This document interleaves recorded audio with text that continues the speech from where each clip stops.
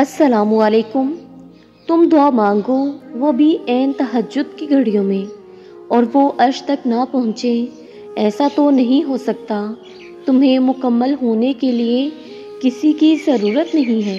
तुम्हारा अपना वजूद तुम्हारी ज़ात की तकमील के लिए काफ़ी है। अल्लाह पाक तुम्हारे लिए काफ़ी है।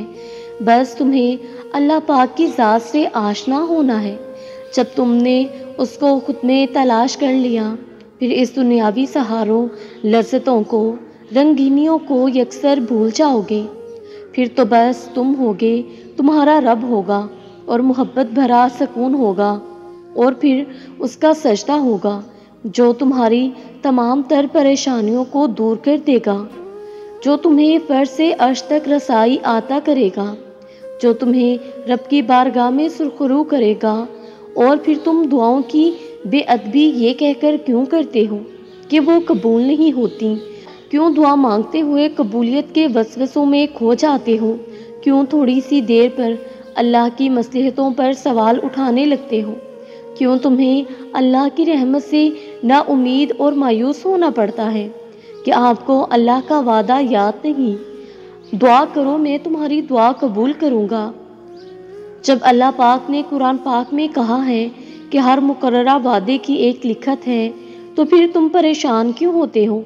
और फिर तुम सोचो कि क्या ही खूबसूरत लम्हा होता है जब खुद अल्लाह पाक अपनी मखलूक की मोहब्बत और तड़प देखने की चाह रखता है, जब वो किसी एक को अपने लिए मुंतखब कर लेता है, जब वो उसे तहज्जुद के सजदों की लज्जत से आशना करता है। जिसने अपनी रूह अपने बंदों में फूंकी हो, वो कैसे फिर अपने बंदों से जुदा हो सकता है?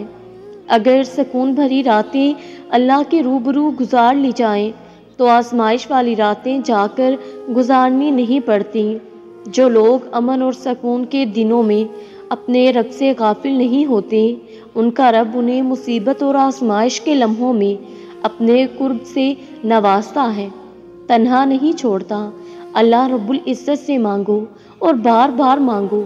तब तक मांगते रहो जब तक वो उस चीज़ को तुम्हारी झोली में नहीं रख देता या तुम्हारा दिल नहीं बदल देता। तुम उससे उम्मीद लगाए रखो, वो इस उम्मीद को कभी टूटने नहीं देगा। तहज्जुद के सजदों में बहाया गया एक आंसू सारी ज़िंदगी बदल देता है। सच्चे दिल से मांगी बस एक दुआ नसीब पलट देती है। वो तो खालिक है और तुम मखलूक। वो तो बादशाहों का बादशाह है। चाहे तो इस अर्ज़ के बादशाहों की तरह हुक्म नाफिज कर दे, चाहे तो वापसी का हर दरवाज़ा बंद कर दे, चाहे तो तुम्हारा हर राज हर गुनाह दुनिया पर अफशा कर दे, क्योंकि वो तो खालिक व मालिक है ना। लेकिन बादशाहों का बादशाह होने के बावजूद, शहनशाहों का शहनशाह होने के बावजूद, तुम्हारे दिलो दिमाग जिस्म रूह मालो दौलत का मालिक होने के बावजूद वो तुम्हें मोहलत देता है, और ज़रूरत तो तुम्हें है उस ज़ात की। फिर भी इस मोहब्बत में वफा करने वाला वो है। वो इस मोहब्बत में ही तो तुमसे कहता है कि मांग मेरे बंदे, अपनी औकात से भी ज़्यादा मांग ले। जो तेरे लिए नामुमकिन है वो भी मांग। मैं हूं ना अता करने वाला। रात के इस पहर जब अक्सर व बेशतर लोग सो रहे हैं, तब तुम्हें चुना गया है। उस रहमान ने तुम्हें बुलाया है। वो खुद सातवें आसमान से पहले आसमान पर आया है, तुम्हें चुनकर तुम्हें सुनने के लिए कि तुम्हें क्या चाहिए। उस वक्त वो खालिक बराह रास्त तुम्हें सुन रहा है, तुम्हें कह रहा है कि मांगो मुझसे और मांगते चले जाओ, मैं हूं ना अता करने वाला। तुम बहुत तकलीफ में खुद को दिलासा देते देते सो जाते हो, और ऐन तहज्जुद के वक्त तुम्हारी आंख किसी डरा देने वाले ख्वाब से खुलती है। कोई तकलीफ का ख्याल तुम्हें लरसा के रख देता है, और ये तो बुलावा होता है। तुम्हें तो चुना गया है। अल्लाह तो तुम्हारे मांगने का इंतज़ार कर रहा है, और तुम्हें अता फिर झोली भरकर करेगा। और तुम इस लम्हे को महज इत्तेफाक समझ रहे हो, और दोबारा से नींद की आगोश में खो जाते हो। और तुम उस वक्त तहज्जुद की नमाज अदा करके देखो, अल्लाह से दुआएं मांग कर तो देखो। तुम्हें मायूसी है कि मांग कर भी कौन सा कबूल होंगी। तुम इस दर्द की दवा मखलूक में तो ढूंढ रहे हो, मगर उससे नहीं बांट रहे जो तुम्हारी शारक से भी ज़्यादा करीब है। تم اب دعا مانگنا ہی نہیں چاہتے کیونکہ قبول نہیں ہوگی۔ تمہاری نادان خواہشات سن کر وہ تمہیں بہتر سے بہترین عطا کرتا ہے۔ یہی تو اس کی بادشاہت ہے، یہی تو اس کی محبت، اس کی رحمت، اس کی عنایت ہے۔ وہ تمہاری شارک سے بھی زیادہ قریب ہے۔ اب یہ فاصلہ تو تمہیں خود طے کرنا ہے، اللہ پہ کامل یقین رکھنا ہے۔ اور جانتے ہو تہجد اتنی لاڈلی عبادت کیوں ہے؟ کیونکہ فرض نمازوں میں اللہ رب العزت تمہیں پکارتا ہے، اپنے پاس بلاتا ہے، پھر تم اس کی جانب جاتے ہو۔ لیکن تہجد میں تمہارے دل کی تڑپ تمہیں اللہ تک جانے پر مجبور کر دیتی ہے۔ تبھی اللہ نے تہجد کی اذان نہیں رکھی تاکہ تم تب اس کی جانب آؤ جب آنا چاہو، خوف سے نہیں محبت سے۔ اور جب تمہارا دل تمہیں اللہ رب العزت کے روبرو لے جاتا ہے تو وہ تمہیں تھام لیتا ہے۔ ہزاروں سوئے ہوئے لوگوں میں جب جاگ رہا ہو وہ ایک بندہ، تو وہ کیسے اس ایک بندے کو چھوڑ سکتا ہے جو اپنی نیند قربان کر کے اس رب کعبہ سے کچھ طلب کرنے آئے؟ تو اللہ رب العزت کیسے پھر اسے خالی ہاتھ جانے دے سکتا ہے؟ لاڈلی عبادت تک تو وہ اپنے لاڈلے بندے کو ہی لاتا ہے، اور جب لاڈلا کسی چیز کی فرمائش کرتا ہے تو وہ فرمائش ہر حال میں پوری ہو کر رہتی ہے۔ جو ہاتھ تہجد میں دعا کے لیے اٹھائے جاتے ہیں وہ کبھی ٹھکرائے نہیں جاتے، جو ہر وقت تہجد منہ سے ادا ہو جائیں وہ رد نہیں کیے جاتے، جو وقت تہجد مانگ لیا جائے وہ مانگ کبھی ادھوری نہیں رہتی۔ اللہ ہم سب کو تہجد پڑھنا نصیب فرمائے۔ تہجد کی نماز میں گرنے والے آنسو آپ کو اللہ کے بہت قریب کر دیتے ہیں۔ تہجد وہ واحد نماز ہے جس کے لیے اذان کی آواز مسجد سے نہیں دل سے آتی ہے۔ تہجد کی نماز ہمارے رب العزت کو بہت پسند ہے۔ ویسے بھی رات کے آخری پہر میں اللہ آخری آسمان پر آتا ہے اور آواز لگاتا ہے، کوئی ہے جو مجھ سے اپنے گناہوں کی معافی مانگے اور میں اس کو معاف کر دوں؟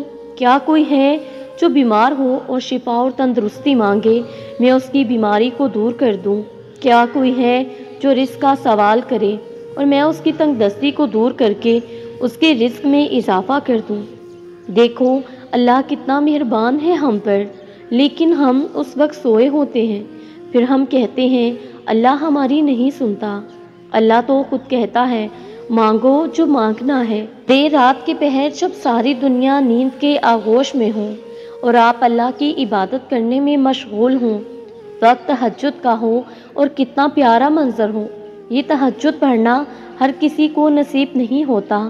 اللہ پاک نے اگر آپ کو تہجد پڑھنے کی توفیق بخشی ہے تو اللہ پاک کا شکر ادا کریں، وہ آپ کو اپنے قریب کرنا چاہتا ہے۔ تہجد کی نماز تک پہنچ جاؤ تو سمجھ لینا اللہ نے تمہیں اپنے بہت قریب کر لیا ہے۔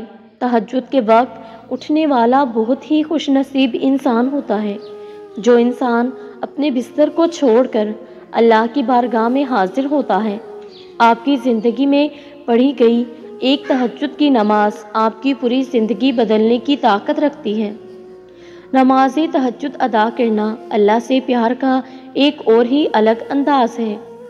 تہجد کی نماز اپنے اندر بہت سے راز رکھتی ہے جسے صرف اللہ پاک سے محبت کرنے والے ہی جانتے ہیں۔ اگر تہجد تک آ گئے ہو تو انشاءاللہ معجزوں تک بھی پہنچ جاؤ گے۔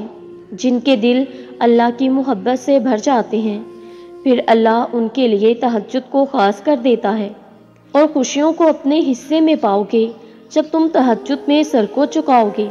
تہجد کی نیت کر کے سویا کریں، کیونکہ اللہ رب العزت نیت کرنے پر بھی اجر دیتا ہے۔ اگر ایک درد بھری رات اللہ کے روبرو بیٹھ کر گزر جائے گی تو زندگی کی باقی راتیں جا کر گزارنی نہیں پڑیں گی۔ بات تہجد کی ہے تو ذرا غور سے سنیے گا۔ تہجد کی نماز وہ واحد نماز ہے جو مؤذن کی نہیں بلکہ دل کی اذان پہ پڑھی جاتی ہے۔ تہجد تو اللہ کی لاڈلی عبادت ہے، اور تہجد ادا کرنے والا اللہ کا لاڈلا، پھر وہ کیسے اپنے لاڈلے بندے کی دعا رد کر سکتا ہے؟ لا حاصل کو اگر پانا چاہتے ہو تو تہجد پڑھا کرو، کیونکہ جو نصیب میں نہ ہو اسے تہجد کی دعائیں مقدر میں لے آتی ہیں۔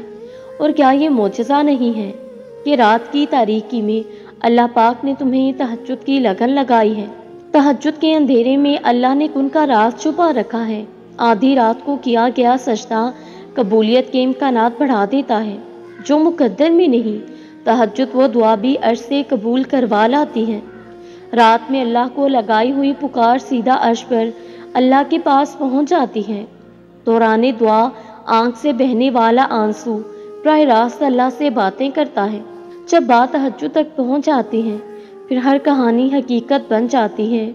मांगो पूरे यकीन से मांगो, वक्ते तहज्जुद फैलाई गई झोली को अल्लाह उनसे सजा कर वापस लौटाता है। जब अल्लाह किसी को नवाजने का सोच लेता है तो उसे तहज्जुद तक ले आता है।